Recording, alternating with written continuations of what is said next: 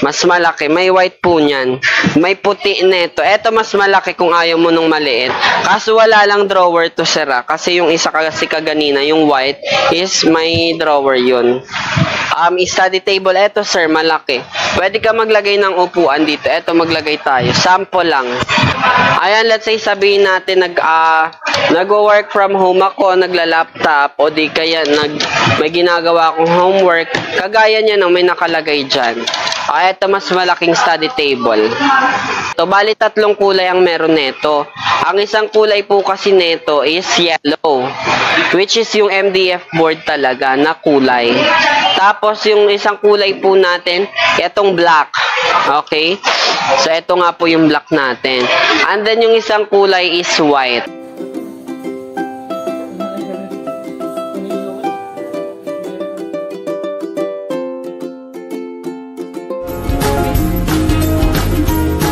Smooth edge.